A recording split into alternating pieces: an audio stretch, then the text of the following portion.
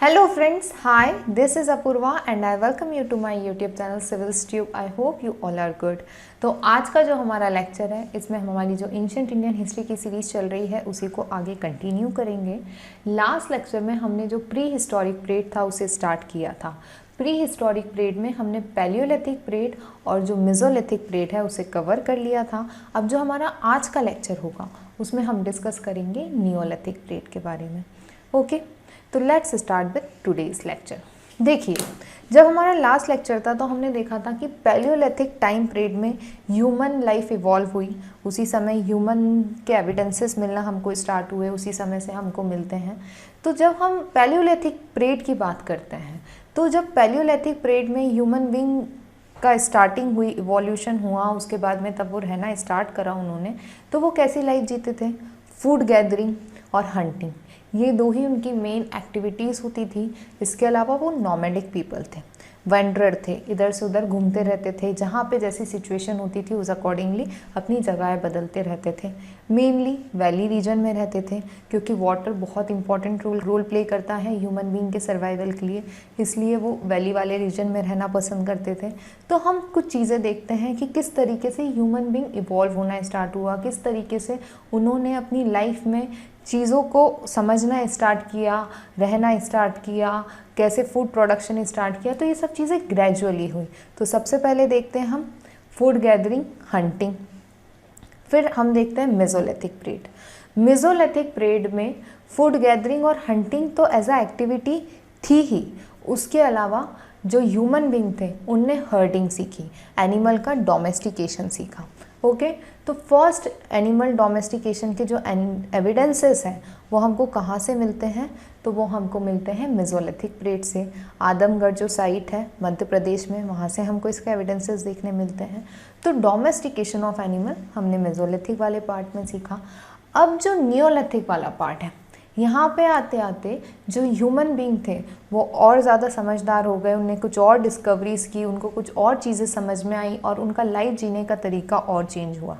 यहाँ पर आते आते क्या बन गई? फूड प्रोड्यूसिंग कम्युनिटी बन गई। तो यदि हम नियोलिथिक पीरियड की बात करते हैं तो नियोलिथिक पीरियड का जो अप्रॉक्स टाइम पीरियड है वो है 7000 BC से लेकर 1000 BC के बीच का। ये जो टाइम पीरियड है रीजन के अकॉर्डिंगली चेंज होता रहता है। यदि आप पाकिस्तान वाला रीजन देखेंगे तो वहाँ पे किसी पर्टिकुलर टाइम पीरियड में थोड़ा सा चेंज होगा, वहीं पे हम साउथ इंडिया के रीजन में देखेंगे तो तब कुछ और टाइम पीरियड हो सकता है। तो जो हम अप्रॉक्स टाइम पीरियड मान के चलते हैं नियोलिथिक एज का वो 7000 BC से लेकर 1000 BC तक का चलते हैं। ओके, यहाँ पे नियोलिथिक का मतलब क्या है? तो नियो का मतलब होता है न्यू और लिथिक का मतलब होता है स्टोन। तो हम इसको क्या बोलते हैं? न्यू स्टोन एज बोलते हैं। ठीक है, अब हम देखते हैं कि इस समय के टूल्स और वेपन्स कैसे थे। यदि आपको याद हो तो हम तब पैलियोलिथिक पीरियड पढ़ रहे थे तो हमने देखा था कि जो टूल्स होते थे वो बहुत बड़े बड़े साइज़ के होते थे, जिनसे जो बिग एनिमल्स थे उनकी ही हंटिंग करना पॉसिबल हो पाता था, स्मॉल एनिमल्स की हंटिंग नहीं हो पाती थी। फिर धीरे धीरे ग्रेजुअली जो इम्प्लीमेंट्स थे, जो टूल्स थे, जो वेपन्स थे, उनका जो साइज़ था वो छोटा होने लगा, वो और ज़्यादा नुकीले होने लगे, जिससे जो हंटिंग थी वो ज़्यादा ईजी हो गई। वहीं पे फिर हम देखते हैं मेसोलिथिक पीरियड। तब मेसोलिथिक पीरियड आया तो जो टूल्स और वेपन्स थे उनका जो साइज़ था वो बहुत छोटा हो गया। 1 सेंटीमीटर से लेकर 8 सेंटीमीटर तक का जो साइज़ था वो हो गया टूल्स और वेपन्स का, जिससे क्या हुआ? स्मॉल एनिमल्स की हंटिंग पॉसिबल हुई। अब जब हम नियोलिथिक पीरियड देखते हैं तो अब इस समय हम क्या देखते हैं कि जो टूल्स थे, जो इम्प्लीमेंट्स थे वो पॉलिश्ड होने लगे। अब ह्यूमन बीइंग है, नई नई चीज़ें हम हमारी पर्सनालिटी में ऐड करते हैं। तो पहले बड़े स्टोन्स के टूल्स होते थे, वेपन्स होते थे, फिर हमने छोटे छोटे बनाना सीखे। फिर हमने सोचा कि इसमें और क्या मॉडिफिकेशन हो सकता है, और क्या एडवांसमेंट हो सकता है, तो हमने पॉलिश्ड करना स्टार्ट किया। वो सुंदर दिखें, वो शाइनी रहें, उस तरीके के टूल्स बनाना स्टार्ट करें। ठीक है, नियोलिथिक एज की हमको काफ़ी सारी स्टोन एक्स मिलती है इन लार्ज नंबर। ठीक है, पॉलिश्ड टूल और स्टोन की जो एक्सेस थी वो बहुत लार्ज नंबर में हमको देखने मिलती। अब देखिए इस डायग्राम में आपको दिख रहे होंगे कि ये जो टूल्स हैं इनके ऊपर कितनी ज़्यादा शाइनिंग है, ये कितने ज़्यादा शाइन कर रहे हैं। जिससे हमको पता चलता है कि इस समय के जो टूल्स थे वो पॉलिश्ड किए जाते थे। ठीक है, ये जो नियोलिथिक टाइम पीरियड है, इस समय के जो टूल्स होते थे वो माइक्रोलिथिक टूल्स होते थे, मतलब वही 1 सेंटीमीटर से लेकर 8 सेंटीमीटर तक के साइज़ के होते थे। जो कटिंग टूल्स होते थे वो वेरियस पर्पस के लिए यूज़ किए जाते थे। हमको ब्यूरिन्स, सॉस, चीज़ल्स ये बहुत सारी जगह से मिलते हैं, इंडिया में अलग अलग पार्ट्स में देखने मिलते हैं।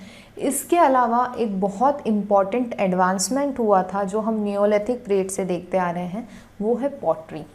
तब फूड प्रोडक्शन स्टार्ट हुआ, फूड प्रोड्यूस किया, तो डेफिनेटली ग्रेन्स हैं तो आप उसको कुछ स्टोर करोगे, वाटर है तो आप उसको कहीं स्टोर करोगे। तो इस समय हम देखते हैं पॉटरीज़ बहुत इंपॉर्टेंट रोल प्ले करती थी। पॉटरीज़ की जो वेयर्स होते थे, जो यूटेंसिल्स होते थे, वो मेनली मिट्टी के बने होते थे और अलग अलग कलर के होते थे। तो हम जब नियोलिथिक पीरियड देखते हैं तो उसमें हमको ब्लैक बर्निश्ड वेयर, काले कलर के जो मटके या बाउल्स इस तरीके के हमको देखने के लिए मिलते हैं, ब्लैक बर्निश वेयर। इसके अलावा हमको ग्रे वेयर देखने मिलते हैं। ग्रे वेयर का जो मेनली टाइम पीरियड है वो हमको 1000 BC से 600 BC के बीच में मिलता है। हमने वैदिक पीरियड पहले ही पढ़ लिया है, हमने वैदिक पीरियड में ग्रे वेयर के बारे में पढ़ा है। इसके अलावा हमको मैट इम्प्रेस्ड वेयर देखने मिलते थे।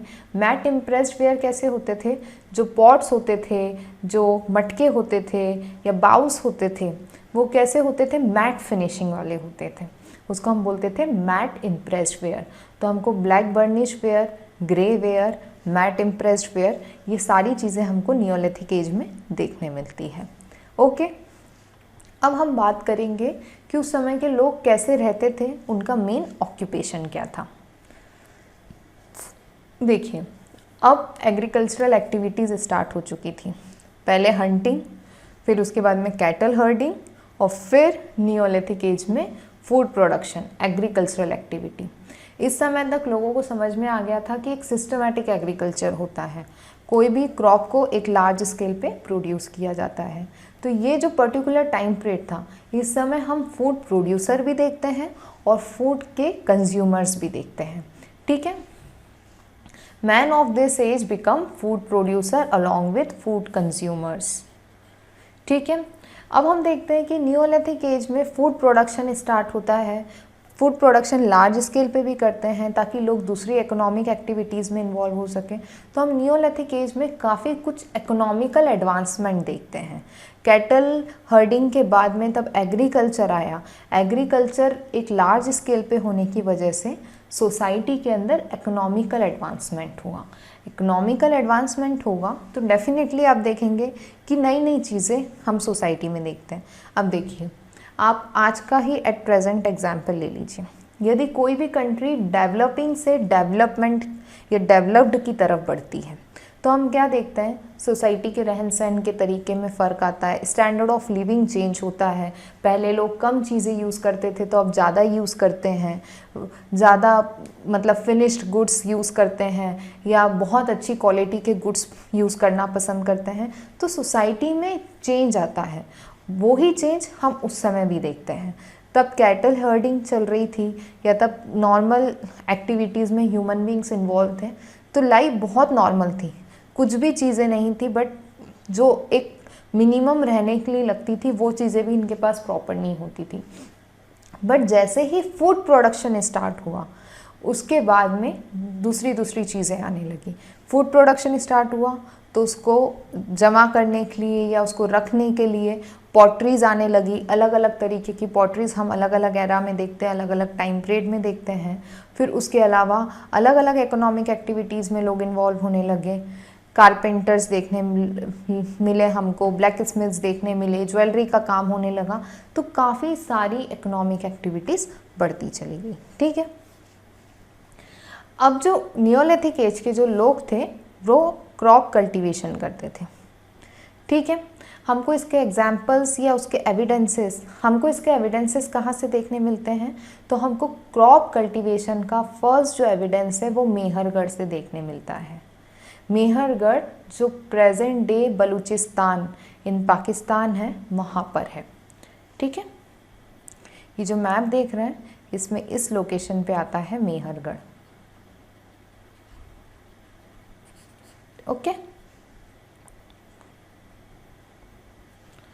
Oldest evidence of agriculture was found from Mehrgarh. ये बहुत इंपॉर्टेंट है कि एग्रीकल्चर के ओल्डेस्ट एविडेंस हमको मेहरगढ़ से ही मिलते हैं। और मेहरगढ़ हमने इंडस वैली सिविलाइजेशन पढ़ते टाइम भी पढ़ा था। मेहरगढ़ को हम ओरिजिन प्लेस मानते हैं इंडस वैली सिविलाइजेशन की। ठीक है, तो this is one of the most important pre historic site. Okay, कहाँ है ये? बोलन district of Balochistan province of Pakistan. ठीक है, मेन कल्टीवेशन वाली जो क्रॉप्स थी नियोलिथिक एज की, या जो नियोलिथिक मैंस जो थे वो मेनली क्या कल्टीवेट करते थे? तो इस समय wheat, barley, paddy, millets, vegetable के एविडेंसेस देखने मिलते हैं हमको। ठीक है, ओल्डेस्ट एविडेंस ऑफ वीट और बार्ले हमको कहाँ से देखने मिलते हैं? तो मेहरगढ़ से देखने मिलते हैं। ठीक है, वेरी इंपॉर्टेंट है ये। वीट और बार्ले के ओल्डेस्ट एविडेंस हमको मेहरगढ़ से देखने मिलते हैं, और पैडी कल्टीवेशन के जो ओल्डेस्ट एविडेंस हैं वो हमको कोल्डी हावा, इलाहाबाद यूपी में एक प्लेस है, वहाँ से देखने मिलते हैं। ये जो गंगा वाला जो रीजन है यहाँ पे आप समझ लीजिए, यहाँ पे होगा कोल्डी हावा। यहाँ से हमको काय के एविडेंसेस देखने मिलते हैं? तो पैडी कल्टीवेशन के एविडेंस देखने मिलते हैं। ओके, अब एनिमल हस्बेंड्री भी होती थी इस समय। जो एनिमल हर्डिंग का जो काम था वो मेसोलिथिक एज से स्टार्ट हो चुका था, बट नियोलिथिक एज आते आते लार्ज स्केल पे animal herding, animal husbandry start हो गई। ठीक है, main occupation of Neolithic period were animal hunting, fish catching, goat and sheep domestication. Mainly किस चीज़ का डोमेस्टिकेशन होता था इस समय? गोट एंड शिप का डोमेस्टिकेशन होता था, ना कि काऊ, बफेलो इनका।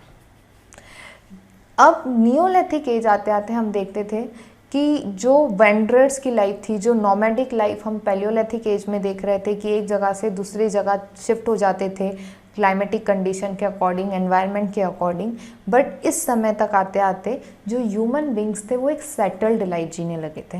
वो जहाँ रहते थे वो वहीं पे रहना पसंद करने लगे, वहीं पर उनका बसना हो गया कि भाई इस रीजन में रहेंगे या उस रीजन में रहेंगे। तो ये सब चीज़ें हम कब देखते हैं? तो हम ये नियोलिथिक एज में देखते हैं। Nomadic life came to an end now. अब इस समय तक क्या हुआ? वो फार्मर्स बन गए, फूड प्रोडक्शन करने लगे। तो फूड प्रोडक्शन यदि आप कर रहे हो तो एक लार्ज स्केल पे कर रहे हो, तो क्रॉप प्रोड्यूस होने में, आपको उसका आउटकम मिलने में काफ़ी लंबा समय लग जाता है। तो ये एक सेटल्ड लाइफ जीने लगे, जहाँ पे फार्मिंग करते थे वहीं पर ये लोग रहने लगे। इस समय तक क्लोथ्स का भी इम्पोर्टेंस बढ़ गया। ह्यूमन बीइंग ने कॉटन प्रोड्यूस करना स्टार्ट कर दिया। इंडस वैली सिविलाइजेशन के टाइम पे हमने पढ़ा था कि आईवीसी के जो लोग थे वो फर्स्ट इन द वर्ल्ड थे जिन्होंने कॉटन प्रोड्यूस किया था। और जो आईवीसी के टाइम की जो हमको टॉर्सो मिलती है उस पर शॉल का जैसा क्लोथ था उनके लेफ़्ट शोल्डर पे, जिससे हमको पता चलता है कि उस समय के लोग कपड़ों का यूज़ करते थे, क्लोथ्स पहनते थे। तो कॉटन का इम्पोर्टेंस बढ़ गया। इसके अलावा वूल, हैम्प और कॉटन के बने हुए कपड़े उस समय के लोग पहनते थे। ठीक है, तो क्लोथ्स भी पहनते थे। यदि हम उनकी हैबिटेशन और ऑक्यूपेशन की बात करें तो नोमैडिक लाइफ ख़त्म हो चुकी थी, सेटल्ड लाइफ जीना पसंद करते थे। फूड प्रोडक्शन और एनिमल हंटिंग, एनिमल हस्बेंड्री, ये सारी चीज़ें होती थी। अब हम देखते हैं कि हाउसेस कैसे होते थे नियोलिथिक मैन के। जो नियोलिथिक टाइम आते आते सेटल्ड लाइफ जीने लगे थे, तो घर बनाना स्टार्ट करे, हट्स बनना स्टार्ट हुई। काय की बनती थी ये हट्स? मेनली ये बनती थी बैम्बूस की। ठीक है, एक्सेप्शन क्या देखने मिलता है हमको बैम्बूस से बनी हुई हट का? एक्सेप्शन हमको देखने मिलता है कश्मीर वैली और पंजाब वाले रीजन में। यहाँ पे बेसिकली हमको पिट ड्वेलिंग के एविडेंसेस मिलते हैं। अब पिट ड्वेलिंग क्या होती है? बेसिकली जो सरफेस होता है, ग्राउंड सरफेस होता है, उसके अंदर नीचे पिट्स बना के जो रहना, उसको बोला जाता है पिट ड्वेलिंग या पिट हाउसेस। तो हमको उसके एविडेंसेस देखने मिलते हैं कश्मीर वैली और पंजाब वाले रीजन से। नियोलिथिक मैन ड्वेल्ड इन पिट्स। ये लोग कहाँ रहते थे? पिट्स के अंदर रहते थे, पिट्स के बने हाउसेस होते थे, मतलब कि जो ग्राउंड सरफेस होता है उसके अंदर नीचे ये लोग घर बनाकर रहते थे। ठीक है, हमको आर्कोलॉजिकल एविडेंसेस देखने मिलते हैं पिट ड्वेलिंग के। कहाँ से? बुर्ज़ोहम और गुफकरल, ये 2 प्लेसेस हैं कश्मीर में, श्रीनगर के पास, वहाँ से हमको इसके एविडेंसेस देखने मिलते हैं। ये 2 बहुत इंपॉर्टेंट प्री हिस्टोरिक साइट है, इसलिए आपको इसके नाम याद होना चाहिए, बुर्ज़ोहम एंड गुफकरल। ओके, अब हम देखते हैं पॉटरी। तो पॉटरी के लिए जो नियोलिथिक मैन थे, हमने पहले ही डिस्कस किया कि एग्रीकल्चरल एक्टिविटी स्टार्ट हो गई थी, फूड ग्रेन प्रोडक्शन होता था, तो फूड ग्रेन प्रोडक्शन के स्टोरेज के लिए पॉटरीज का बनना स्टार्ट हुआ, वाटर के स्टोरेज के लिए पॉटरी का बनना स्टार्ट हुआ। तो नियोलिथिक मैन ने ही इन्वेंट करा था पॉटरी व्हील। ये भी बहुत इंपॉर्टेंट फैक्ट है कि पॉटरी व्हील का इन्वेंशन कब हुआ था? नियोलिथिक पीरियड में हुआ था। ओके, फायर का कब हुआ था? लेटर पैलियोलिथिक पीरियड में हुआ था। डोमेस्टिकेशन ऑफ एनिमल के एविडेंसेस हमको कहाँ से देखने मिलते हैं? तो मेसोलिथिक पीरियड से मिलता है। तो आपको ये याद होना चाहिए कि कहाँ से किस चीज़ का एविडेंस मिलता है। पैडी कल्टीवेशन का फर्स्ट एविडेंस हमको कहाँ से मिलता है? कोल्डी हावा, इलाहाबाद, यूपी से। वहीं हमको वीट और बार्ले का कहाँ से मिलता है? मेहरगढ़ से मिलता है। तो ये जो चीज़ें हैं ये आपको याद होनी चाहिए, क्योंकि जो यूपीएससी के एग्ज़ाम में जो एमसीक्यूज़ बनते हैं उसके अंदर किसी भी स्टेटमेंट में घुमा फिरा के ये पूछा जा सकता है। अब हम देखेंगे बरियल प्रोसेस। यदि हम बरियल प्रोसेस की बात करें तो उस समय कंप्लीट और पार्शियल बरियल प्रोसेस होती थी नॉर्थ इंडिया में। ये भी हमने देखा था मेसोलिथिक पीरियड में कि पैट को जो ह्यूमन बींग थे उनके साथ में दफनाया जाता था, बरी किया जाता था। ठीक है, ये हमको जो मेसोलिथिक साइट्स थी वहाँ से देखने मिला था, और वो कस्टम इस समय भी कंटिन्यू था। जो पैट एनिमल डॉग था उसको विद देयर मास्टर बरी करने के एविडेंसेस मिले हमको गुफकरल ऑफ कश्मीर से।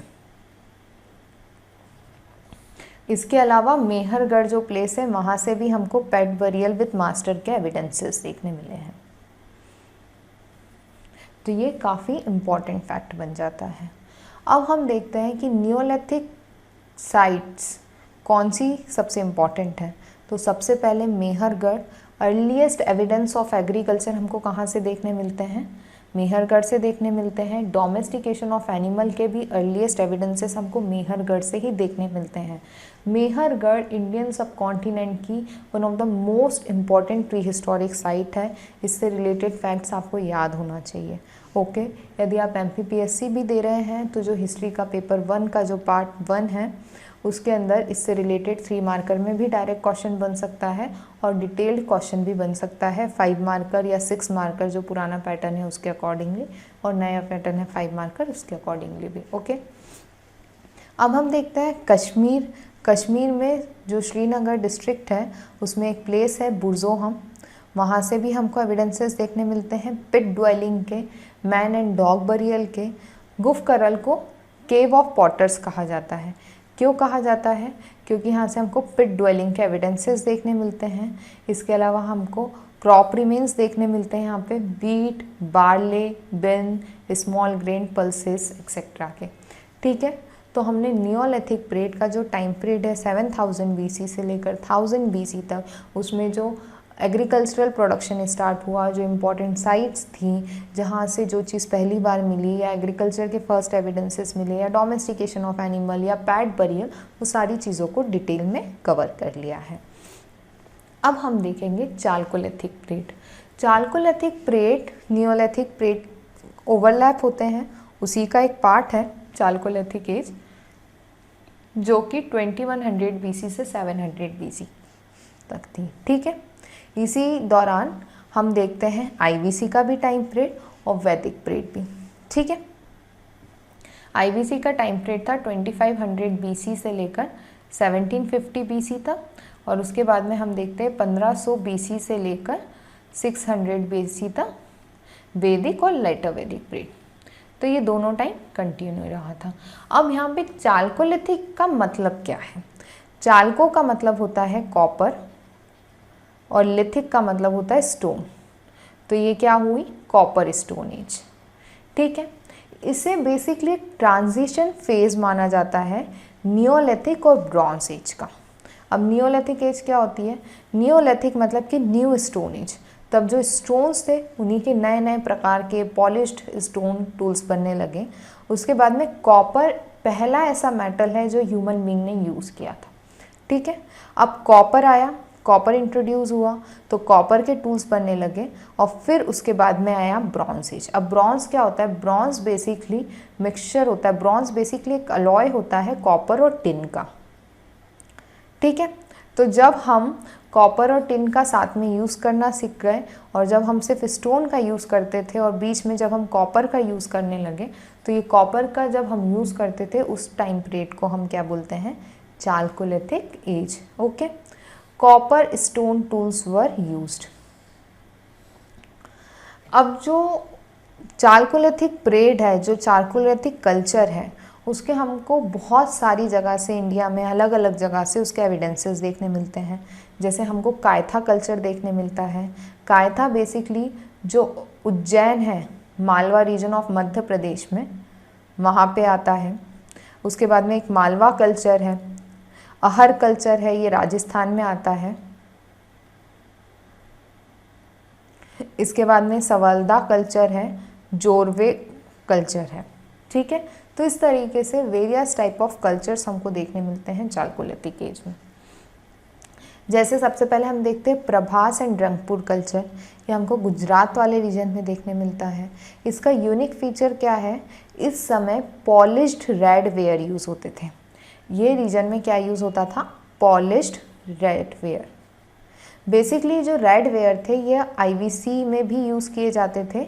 तो कहा जाता है कि ये जो पॉटरीज थी या ये जो कल्चर था ये हड़प्पन कल्चर से डिराइव हुआ है। ठीक है, ये एक इम्पॉर्टेंट फैक्ट है इस कल्चर से रिलेटेड। अब हम अहर कल्चर की बात करें तो ये राजस्थान में आता है। यहाँ पे बेसिकली हमको ब्लैक एंड रेड वेयर्स देखने मिलते हैं। मेनली ये जो कल्चर्स हैं, अलग अलग जो हम कल्चर्स बोल रहे हैं, ये मेनली इस समय जो पॉटरी यूज़ होती थी या इस पर्टिकुलर रीजन में जो पॉटरी यूज़ होती थी उसके बेसिस में हमने इनको डिस्टिंग्विश किया है।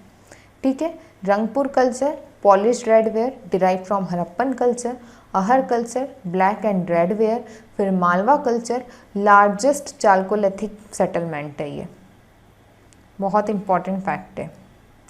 यहाँ पे काफ़ी सारी हमको चालकोलिथिक साइट्स देखने मिलती है नर्मदा और उसकी ट्रिब्यूटरीज़ के आसपास।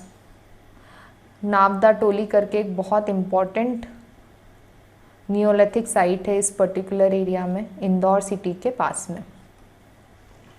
इसके अलावा हम देखते हैं कायथा कल्चर, ये भी मालवा रीजन में ही आता है। यूनिक फीचर है यहाँ का रेड स्लिपरी वेयर। इस समय जो पॉटरी यूज़ हो रही थी इस पर्टिकुलर रीजन में वो रेड स्लिपरी वेयर्स होते थे। ठीक है, कहाँ पे था ये रीजन? तो रिवर चंबल और उसकी ट्रिब्यूटरीज़ के आसपास हमको देखने मिलता है। ठीक है, अब हम इस समय के लोगों के हैबिटेशन और ऑक्यूपेशन की बात करें तो नियोलिथिक एज का जो हैबिटेशन और ऑक्यूपेशन था वो ही इस समय था और जो कम्युनिटी थी वो मेनली फार्मिंग कम्युनिटी थी। ओके, तो यहाँ पर हमारा जो नियोलिथिक चालकोलिथिक कल्चर है वो फिनिश होता है। हमने जो प्री हिस्टोरिक पीरियड है जितना भी एग्जाम पॉइंट ऑफ व्यू से इम्पॉर्टेंट था वो सारी चीज़ों को कवर किया है इस टॉपिक में। अब जो हमारा नेक्स्ट टॉपिक होगा उसमें हम बेसिकली देखेंगे इमर्जेंस ऑफ महाजनपद्स। किस तरीके से महाजनपद्स इमर्ज हुए, क्या रीज़न था उनके इमर्जेंस का, क्या इम्पोर्टेंस था, कौन सी किसकी कैपिटल थी, किस तरीके से मगध इम्पॉर्टेंट स्टेट के रूप में इमर्ज हुआ, किस तरीके से वहाँ की डायनेस्टीज़ आई, और फिर उसके बाद में हम देखेंगे बौद्धिज़्म और जैनिज़्म। तो इस तरीके से हम हमारा जो एंशिएंट इंडियन हिस्ट्री की सीरीज़ है उसमें आगे कंटिन्यू करेंगे।